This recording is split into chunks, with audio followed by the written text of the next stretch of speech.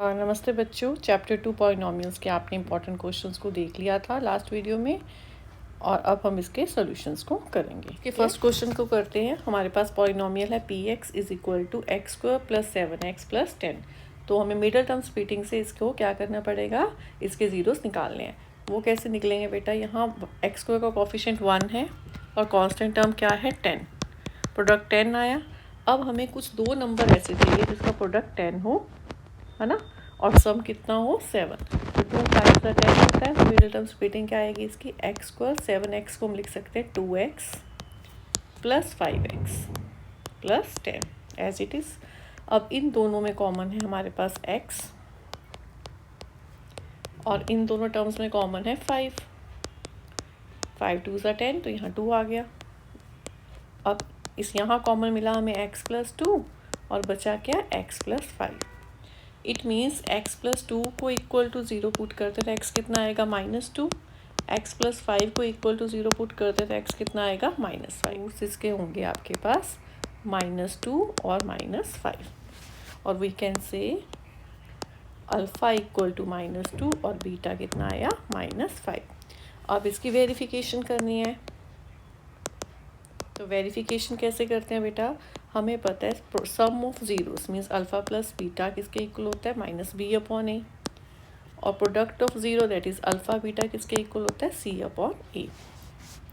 तो alpha plus beta, तो यहाँ अल्फ़ा की वैल्यू है -2, बीटा है -5, माइनस फार्मूले का है b।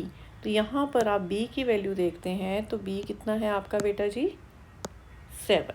तो यहाँ पे क्या आएगा आपके पास, b की जगह 7 और a क्या होता है बेटा, a आपका होता है एक्स स्क्वायर का कोफिशिएंट और एक्स स्क्वायर का कोफिशिएंट क्या है 1। तो ये आया -7। तो आप इसको ये हो गया -2 प्लस -5, इसको सॉल्व करके भी -7 आया, इधर भी क्या आ गया -7। तो दोनों साइड्स इक्वल आ गई, यहाँ से वेरीफाई हो गया। अब हम प्रोडक्ट को वेरीफाई करते हैं। Product alpha into beta that is -2 into -5। सी क्या है, कांस्टेंट टर्म हमारे पास ये होता है सी बेटा जी। तो कांस्टेंट टर्म हमारे पास है 10 और ये 1 ही था ये, तो 2 इंटू 5 10, 10 इज इक्वल टू 10। तो दोनों साइड वेरिफिकेशन होगी तो हमारे पास लिख देंगे हैंस वेरीफाइड। लास्ट में क्या लिख देंगे, हैंस वेरीफाइड, कि हमारे आंसर्स ठीक है। क्लियर बेटा। क्वेश्चन सेकंड को देखते हैं। यहाँ पे पॉलिनोमियल आपके पास है px जो है वो x square minus p into x plus 1 plus c है, ठीक है। Such that alpha plus 1 into beta plus 1 किसके इक्वल दे रखे हैं आपको 0 के, और आपको किसकी वैल्यू निकालनी है सी की। क्लियर। अब आप इसमें क्या करेंगे, पहले से थोड़ा सॉल्व करते हैं ताकि इसकी हम स्टैंडर्ड फॉर्म बना सकें पॉलिनोमियल की। तो एक्स स्क्वायर माइनस पी की जब एक्स के साथ मल्टीप्लाई होगी तो माइनस पी एक्स आएगा, माइनस पी की जब 1 के साथ मल्टीप्लाई होगी तो माइनस पी आएगा प्लस सी। इस पॉलिनोमियल को देखते हैं तो इसमें हमें ए कितना मिला बेटा, ए की जगह 1, बी की जगह क्या होता है, b is the coefficient of x that is a minus p, और सी कितना आया minus p plus c. Clear. अब बच्चे देखो ये आगे वैल्यूज़ ए बी और सी की। अब यहाँ से हम निकाल लेते हैं alpha plus beta. Alpha plus beta क्या होता है माइनस बी अपॉन ए।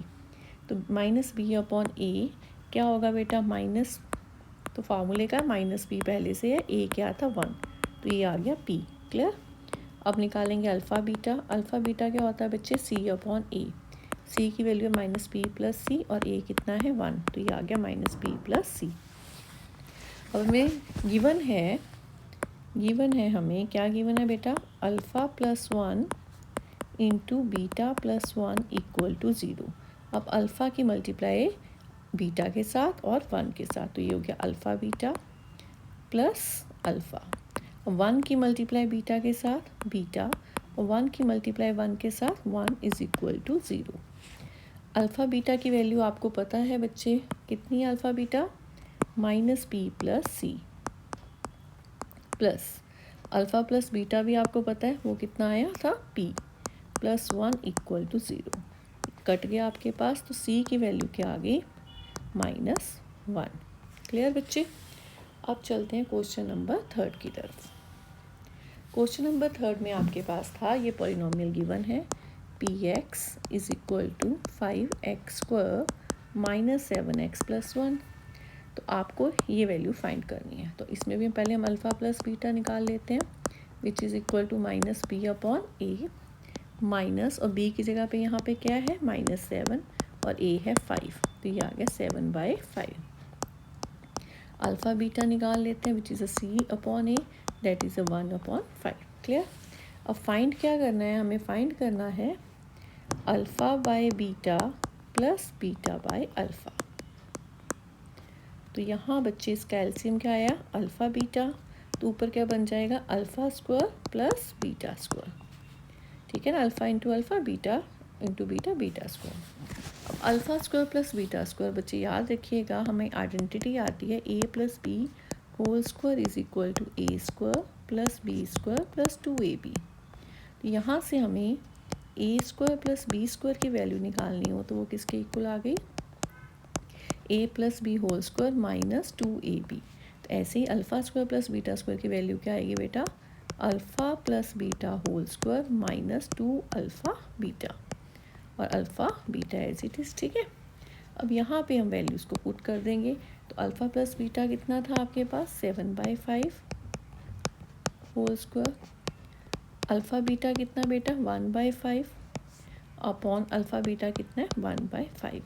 इस पार्ट को हम सॉल्व करेंगे तो 7/5 आपके पास कितना आएगा, 7 स्क्वायर इज़ 49/25 माइनस 2/5 अपॉन 1/5।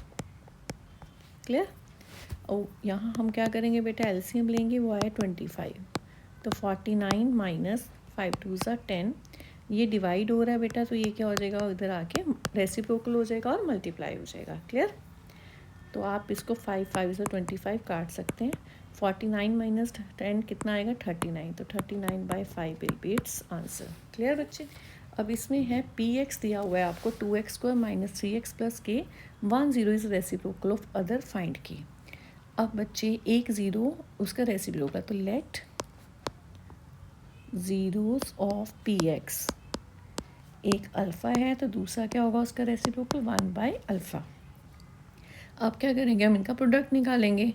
तो हमें पता है अल्फ़ा इंटू बीटा किसके इक्वल होता है, c अपॉन ए। तो बीटा की जगह पे भी यहाँ पे है 1/अल्फ़ा। c की वैल्यू क्या है बेटा k, a कितना है आपके पास 2, अल्फ़ा और अल्फ़ा कट गया तो 1 is equal to k/2 implies k is equal to 2। This will be its answer. बच्चों आपको ये क्वेश्चन समझ आए होंगे और नेक्स्ट वीडियो में हम अगले क्वेश्चंस करेंगे। Thank you.